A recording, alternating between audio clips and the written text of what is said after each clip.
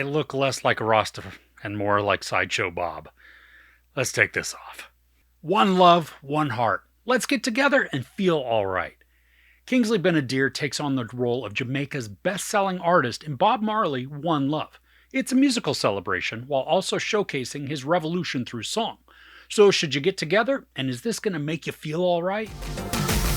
Bob Marley, One Love celebrates the life and music of an icon who inspired generations through his message of love and unity. So like I said, this stars Kingsley Ben-Adir as Bob Marley and also has Lashana Lynch as Rita Marley, his wife. Now, Ben-Adir is awesome in the role, capturing a lot of the mannerisms and movements of Marley. It's also cool to note that Ziggy Marley, Bob's son, served as a producer and was on set most of the time to ensure that this production captured the spirit of his dad. Now, even though we are only watching a snapshot of a few years with Marley, the story builds out his background so that we can understand how he progresses into the influence that he became. And the movie intersperses flashbacks of Marley as a kid and a teenager to then help reinforce something that he's experiencing in the present of the film. These are most often times of struggle, but also moments of love as well as growth through religious beliefs.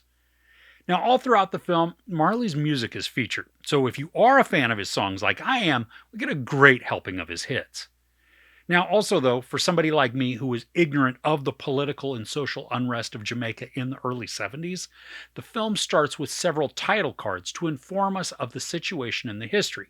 Now, at first I felt this was a little lazy, just using text instead of crafting visuals to bring us up to speed. But the words work to efficiently plug us into the history, allowing for a more meaningful entry into the meat of the story, which was Bob Marley. Saying that though, right at the beginning of the movie, right after the title cards, we're shown archival footage of the unrest that was going on. So it sets up the stage for a tumultuous landscape just full of violence and uncertainty. We get a lot of contemplative scenes with Ben-Adir, working on lyrics or maybe struggling to balance his touring and recording with his work toward peace that he also pursues. And we're shown a dedicated artist, friend, even father, highlighting the good and the virtuous points of the artist. Only in one scene do we really see anything that could be considered tarnishing, and I wish the film had dived into this area more. There's an argument between Bob and Rita, and they have it outside of a party. And through the discussion, we learn things that hadn't been voiced previously in the movie. These would have been excellent points to examine just to show more of how Marley wasn't a perfect man, but was one who still strove to do what was right for himself, his family, and his people. Lashana Lynch, now she's one of my favorite actresses working today, and I appreciate the quiet passion and restraint that she brings to her character. Rita's a strong woman, but also one that believes in her husband's work, and they showcase a great sense of teamwork, even though at times it feels uneven with Rita given more than Bob. Now the film takes us through about 5 years of Marley's life, allowing us to get small insights into his world. The concert footage, it's engaging, and of course it features excellent music. But what ends up happening more often than not is that we get a montage of locations with only a single song encompassing them all.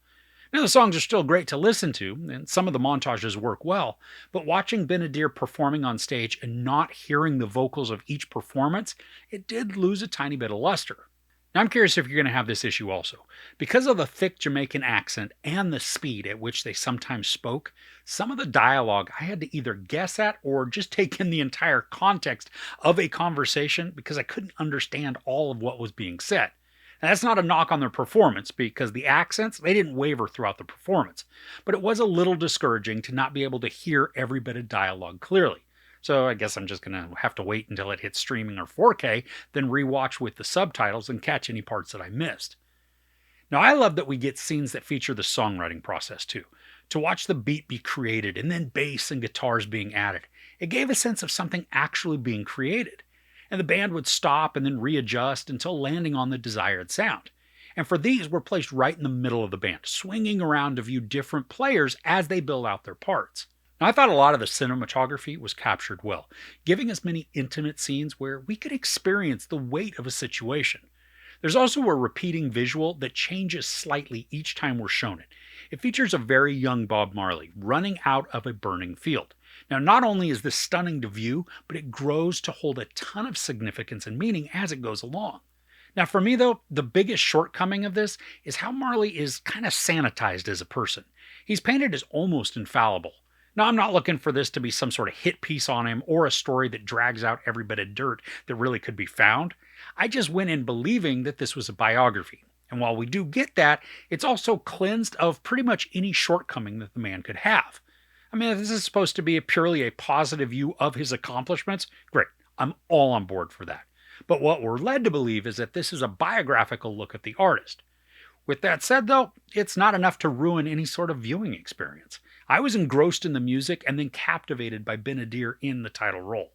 His performance was inspiring and passionate, presenting the artist with soul and conviction, and then a desire to heal the world with music. And in that, the film captures the sentiment well, giving us a burdened man who chose to promote peace through his platform rather than chase fickle fame. So overall, Bob Marley, One Love tells a passionate, if not sterilized, story about the reggae star through stellar performances by Kingsley Ben-Adir and Lashana Lynch. The music of Marley interwoven throughout the film not only reinforces the themes the singer supported, but also creates a soothingly melodic vibe in which to enjoy the film. The cinematography is stunning, especially in visuals that provide layered meanings. And while some of the dialogue is difficult to discern, the final product is inspiring and provides hope even for today. There's no sex or nudity, some profanity, and some violence. I give Bob Marley, One Love, 3.5 out of 5 couches.